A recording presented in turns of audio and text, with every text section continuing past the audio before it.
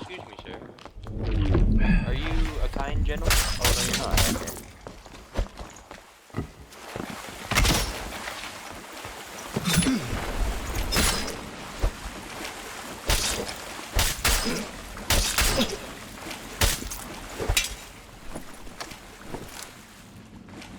Gotta say I'm not big into video games or entertainment videos because I'm trying to invest that time into things that are more directed to my purposes. If you're trying to use YouTube as your vessel to get out of the scripted 9 to 5, good on you, brother. So that's definitely the goal. I mean, sometimes you can go down a road where you're monetizing your passion and then you end up hating it. You're like, man, maybe I didn't want to turn video games into my work.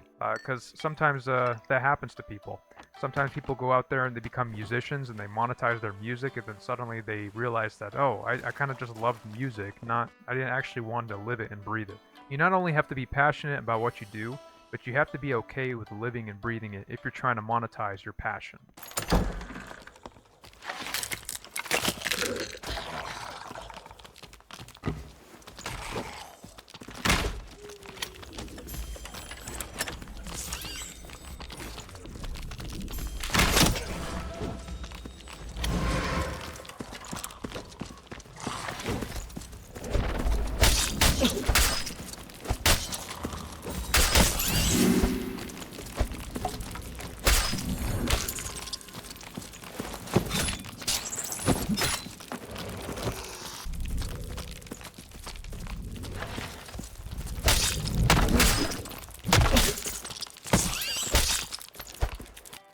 I get this question a lot. Do you stream?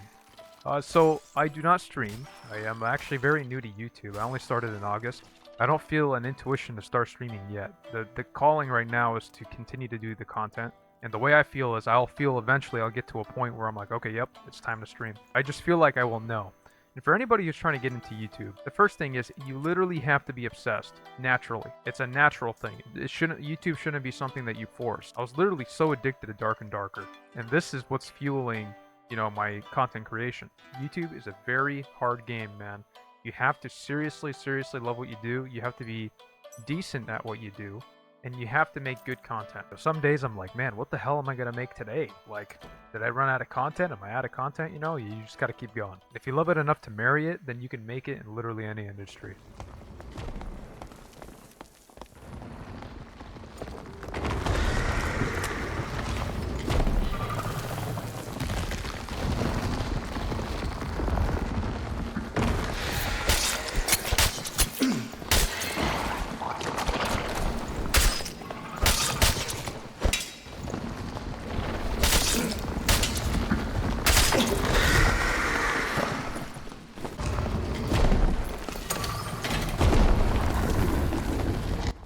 Do you die a lot in those crypt lobbies? How do you actually kill all those guys with ease? Honestly, the gear that I wear is nothing special.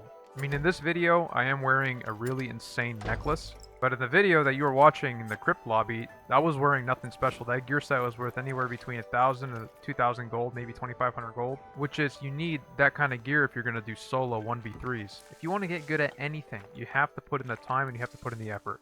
And I play a lot. Sometimes I play past the bedtime. I just keep playing. I lose sleep over it. Definitely not recommended, because the next day you just feel horrible.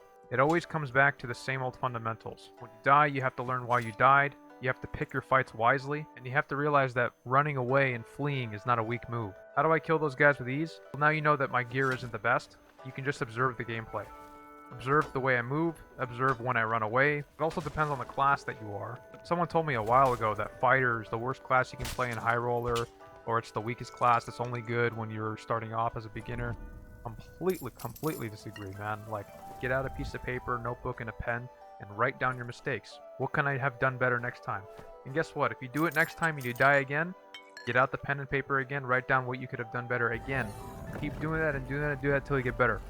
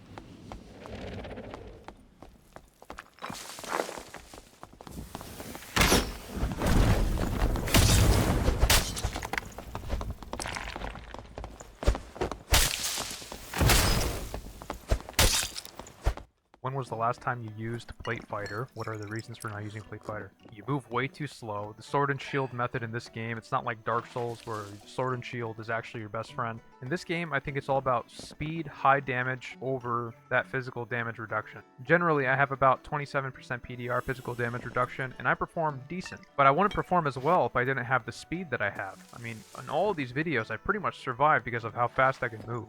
I pretty much dodge all these hits because of how quickly I can move, the amount of agility that I have and how fast I can swing, and the amount of strength that I have, and physical power bonuses and weapon damage. If you're going to do Plate Fighter, you definitely want to be a tank build. Literally be impossible to kill. So you put on all the plate armor, and then you put on all of the tank perks. I personally don't think I'll ever try Plate Fighter, but I'm open-minded. You know, like maybe one day I want to try a tank build. Who knows?